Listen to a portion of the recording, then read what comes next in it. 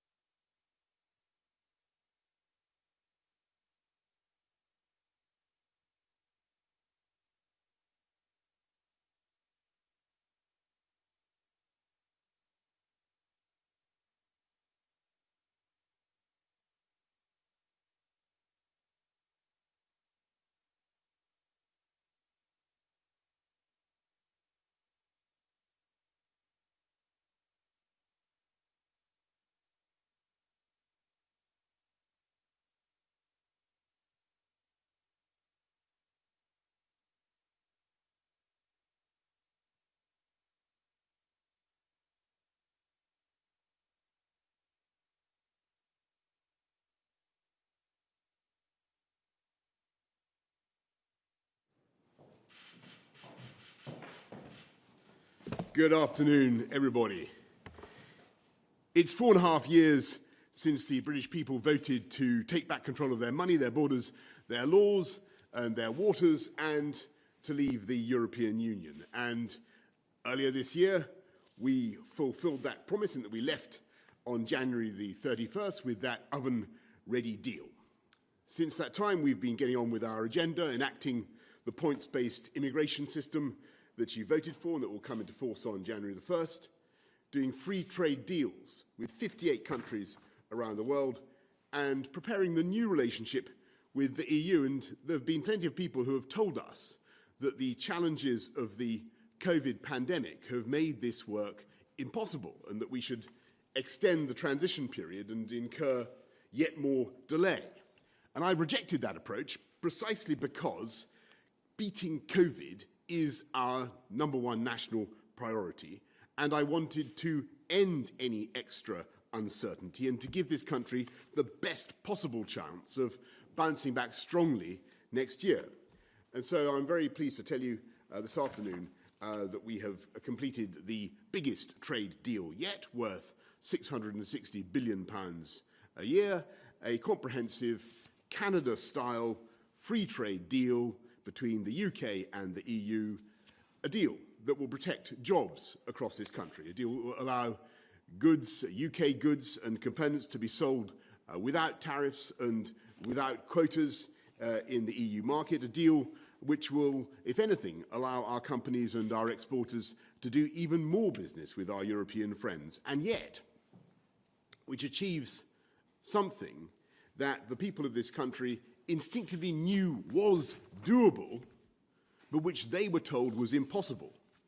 We've taken back control of our laws and our destiny. We've taken back control of every jot and tittle of our regulation in a way that is complete and unfettered. From January the 1st, we are outside the customs union and outside the single market. British laws will be made solely by the British Parliament, interpreted by UK judges sitting in UK courts, and the jurisdiction of the European Court of Justice will come to an end. We will be able to set our own standards, to innovate in the way that we want, to originate new frameworks for the sectors in which this country leads the world, from biosciences to financial services, artificial intelligence, and beyond. We'll be able to decide how and where we're going to stimulate new jobs and new hope with free ports, new green industrial zones. We'll be able to cherish our landscape and our environment in the way we choose, backing our farmers, backing British food and agricultural production. And for the first time since 1973, we will be an independent coastal state with full control of our waters, with the UK's share of fish in our waters rising substantially from roughly half today to closer to 2/3 in 5.5 years' time, after which there is no theoretical limit beyond those placed by science or conservation on the quantity of our own fish that we can fish in our waters. And to get ready for that moment, those fishing communities will be helped with a big £100 million programme to modernise their fleets and the fish processing industry. And I want to stress that although, of course, the arguments with our European friends and partners were sometimes fierce, this is, I believe, a good deal for the whole of Europe and for our friends and partners as well. Because it will not be a bad thing, in my view, for the EU to have a prosperous and dynamic and contented UK on your doorstep. And it will be a good thing. It will drive jobs and prosperity across the whole continent. And I don't think it'd be a bad thing if we in the UK do things differently or take a different approach to legislation. Because in so many ways, our basic goals are the same.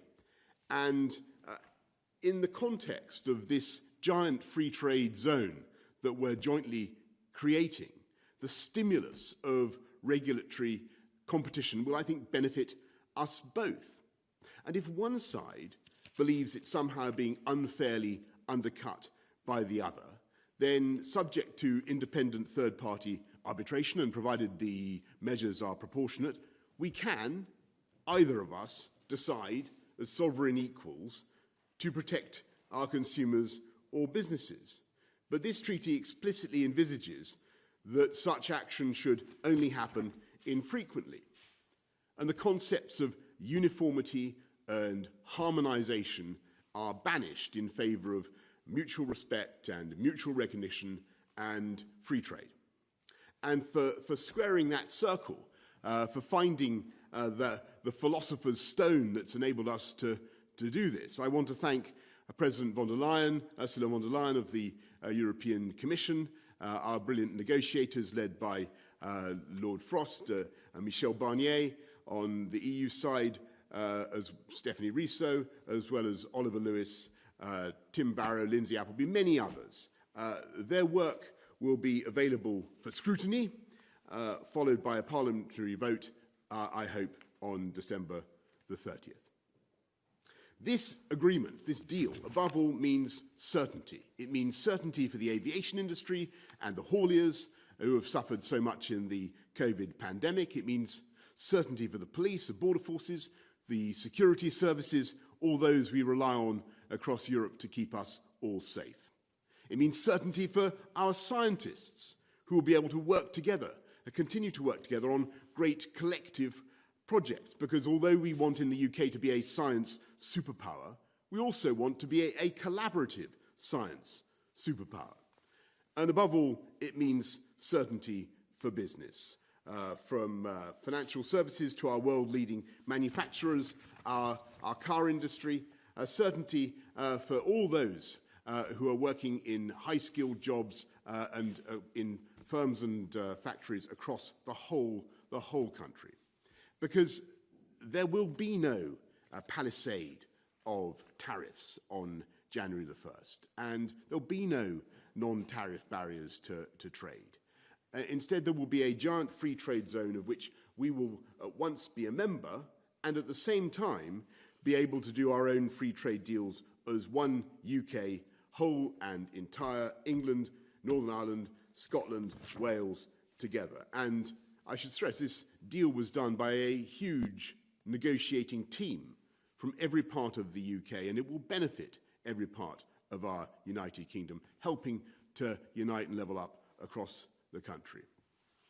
And so I say again, directly to our EU friends and partners, I think this deal means a new stability and a new certainty in what has sometimes been a fractious and difficult relationship. We will be your friend, your ally, your supporter, and indeed, never let it be forgotten, your number one market. Because although we have left the EU, this country will remain culturally, emotionally, historically, strategically, geologically attached to Europe. Not least, of course, through the 4 million EU nationals who have requested to settle in the UK over the last 4 years and who make an enormous contribution to our country and to our lives. And I say to all of you at home at the end of this toughest of years that our focus in the weeks ahead is, of course, on defeating the pandemic and on beating coronavirus and rebuilding our economy and delivering jobs across the country. And I'm utterly confident that we can and will do it. By today, we've vaccinated almost 800,000 people. And we've also today resolved a question that has bedeviled our politics for decades. And it is up to us all together as a newly and truly independent nation to realize the immensity of this moment and to make the most of it. Happy Christmas to you all. That's the good news from Brussels. Now for the sprouts. Actually, it's now for the media. Let's go to the media, who I think we've got Laura Koonsberg. Over to you, Laura. Thank you very much, Prime Minister. We're yet to see the text of this deal, which we understand runs to some 2,000 pages. You've presumably had the benefit of poring over every word, or maybe perhaps not every single word. But can you tell the public honestly, where did the UK give the most ground? And where did the EU compromise the most, do you think? Thanks, Laura. Well, actually, it's only about 500 pages, and I think it would, and it's readily intelligible. I think it would be fair to say that we wanted to make sure, for instance, that we got access to, got complete control of our fisheries from the get-go, and that's just to say we had annual negotiations on fisheries within the shortest possible delay. The EU began with, I think, wanting a transition period of 14 years. We wanted 3 years. We've ended up at 5 years.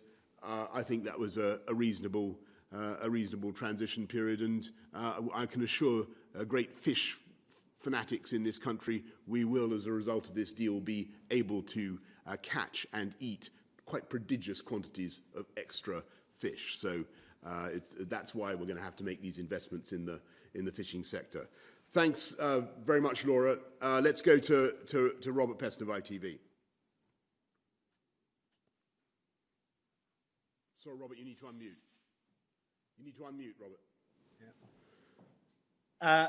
Prime Minister, you said all along you wanted a Canada-style deal, but what you've agreed means that we in the UK have to follow EU rules on subsidies, on tax, on workers' rights, on the environment, or potentially incur the imposition of tariffs. That's right, isn't it? I mean, we just heard Ursula von der Leyen say that she got her level playing field, which you've explicitly rejected all the way through. You also just said there would be no non-tariff barriers. Again, that's not right. From January the 1st, as a result of leaving the customs union, and Michael Gove has been warning about this week in, week out for months, there is a ton of new bureaucracy on British businesses, lots of new non-tariff barriers. This is not to say the deal is a bad deal, but you're not selling it correctly, are you? You're mis-selling it. No.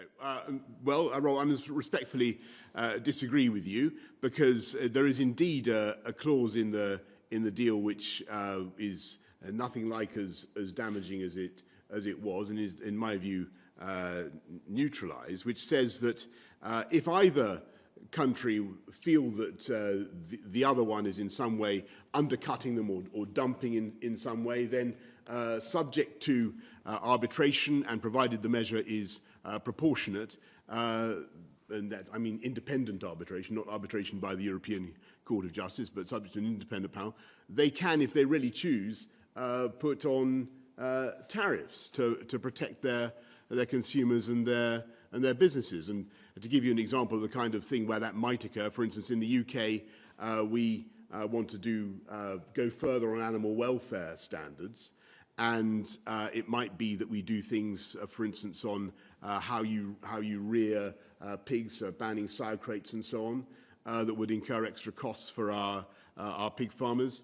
And it might be that bacon coming from elsewhere from the EU was at risk of, therefore, of undercutting us. We might, under those circumstances, consider imposing tariffs. I think it's highly unlikely, but we might consider it. It would have to be subject to arbitration. It would have to be proportionate according to the arbitrator, and under no circumstances would we be in any way constrained, legally or otherwise, by anything that the EU did or chose to do themselves, nor, furthermore, would there be any role for the European Court of Justice. And for people at home who have zoned out while I've been talking about this, let me tell you, this is a very, very long day's march from where we were a few years ago. You will remember, Robert, when we were talking about basically having a common rule book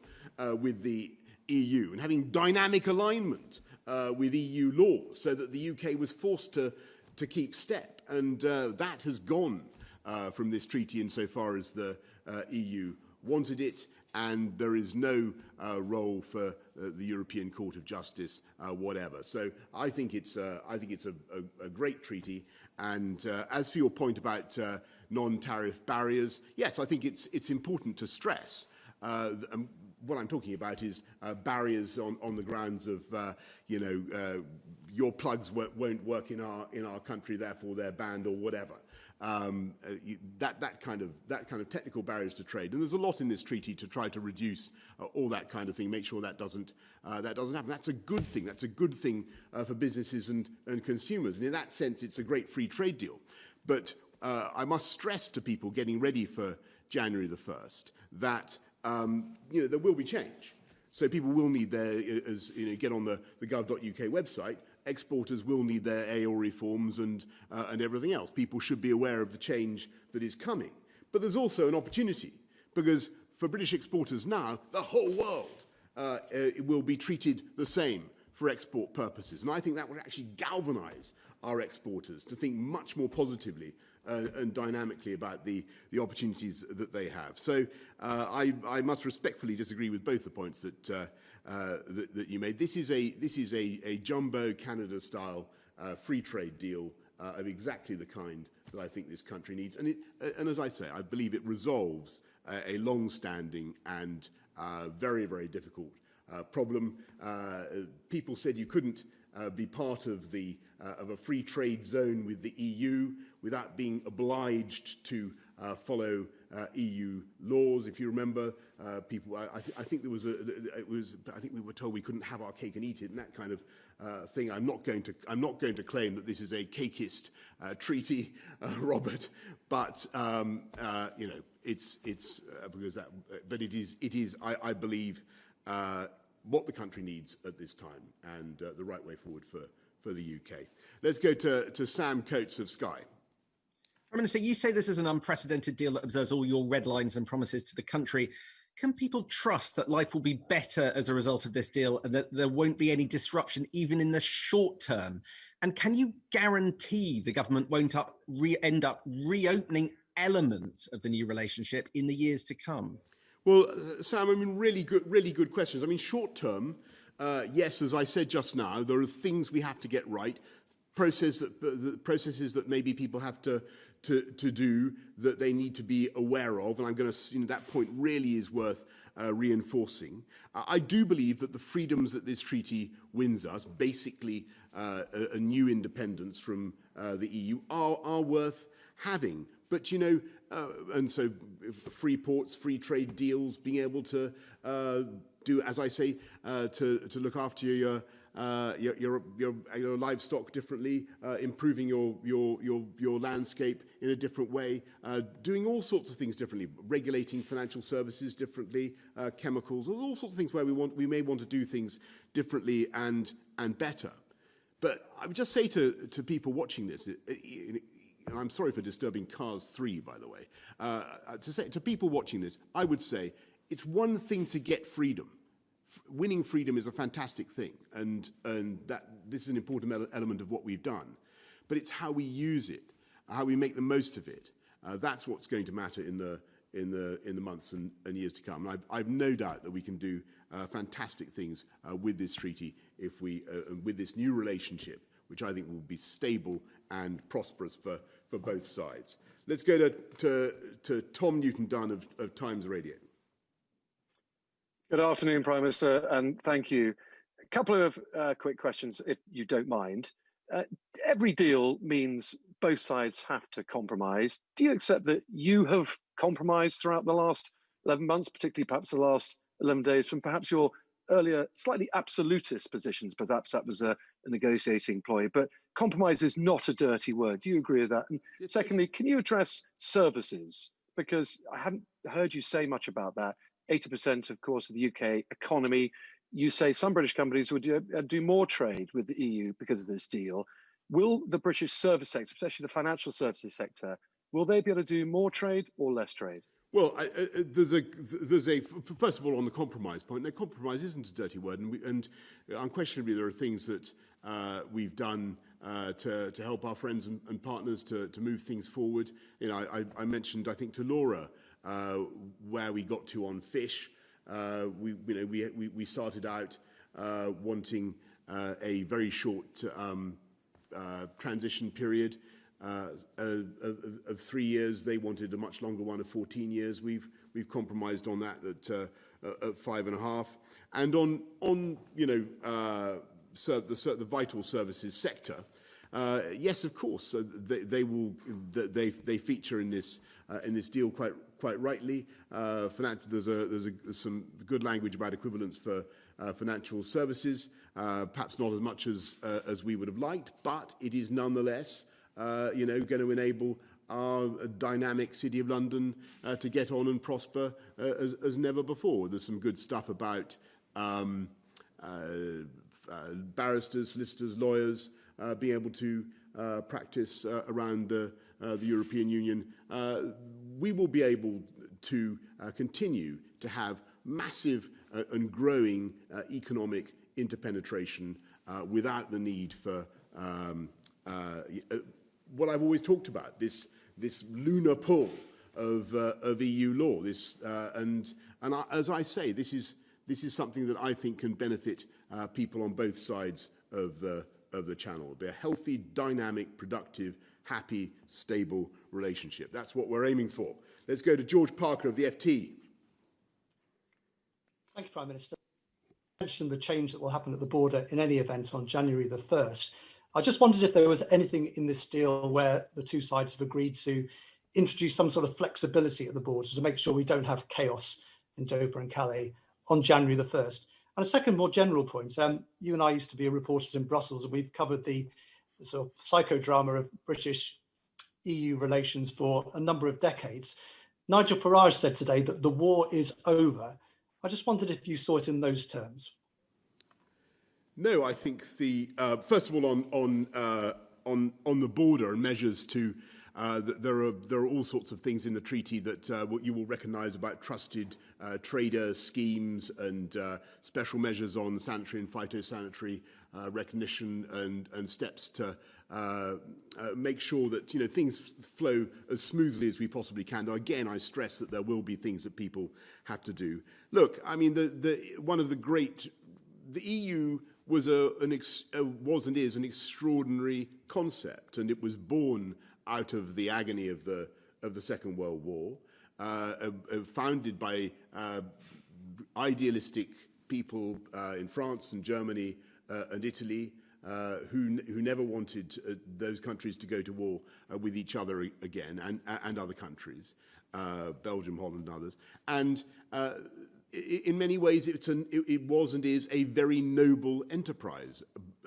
So I don't recognise the kind of language that you talk of. I think that the UK's own relationship with it was always difficult.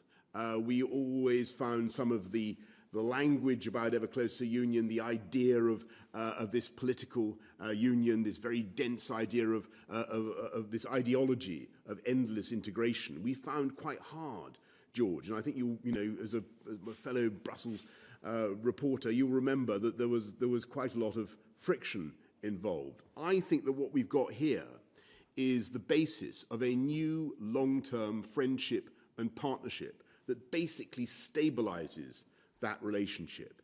And insofar as the UK needs to be, and always must be, a great European power, always must be a great European power, we're there outside the main body of the EU, but we're there as a friend and as a supporter, as a flying buttress, if you like, to make sure, as we have done so many times in the last couple of hundred years, that we're able to lend our voice when it's needed and to be of value to our European friends and partners in a strategic way. And that's what the UK will obviously continue to do.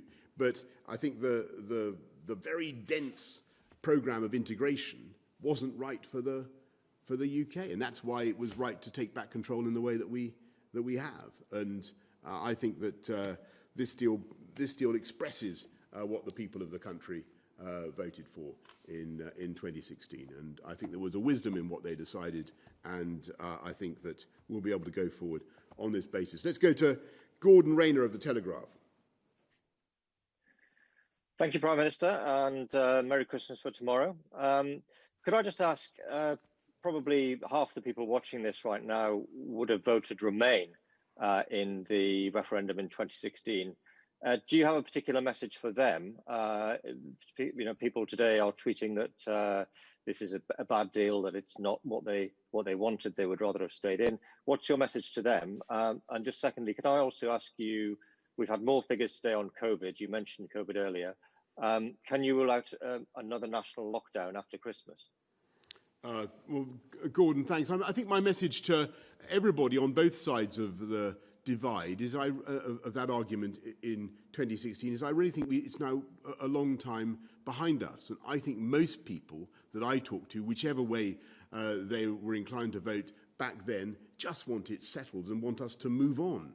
And I think this gives us the platform, the foundation for a really prosperous new relationship. And I would be very excited now by this deal. You know, this European question has been going on for decades.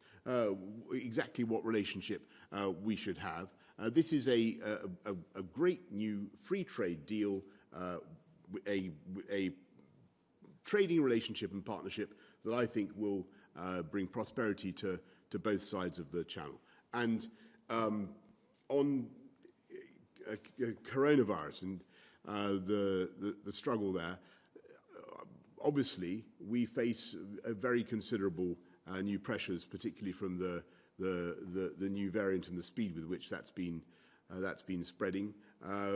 We believe that we're going to have to get through this tough period now with, as I said many times, very tough restrictions, with tough tiering, and you'll have seen what's been announced over the last day or so about that. And much as I regret that, I do think it is necessary for us to grip this virus now, to stop it running out of control in January, because we need to buy ourselves time to get the vaccine into as many arms of the elderly and vulnerable as we can. And that is the real way in which we will defeat the virus. So it's tough tiering, community testing, and rolling out the vaccine, and we're going to continue with that approach. And I know that it's been very, very tough over the last few weeks, and I must tell people it will continue to be difficult, not least basically because of the speed with which the new variant is spreading. But the vaccine is going into people's arms, and there really is now, I think, hope, the certainty that we will have it defeated, as I say, by the spring. Or that's certainly what the scientists still believe, and they're still confident of that. So thanks very much, Gordon. Let's go to Harry Cole of The Sun. Thank you, Prime Minister. Can you give us some more details about the new security arrangements with the EU? Are we going to be as safe next week under your new security partnership as we are today, given it's Brussels are saying that they're going to lock us out of live EU databases?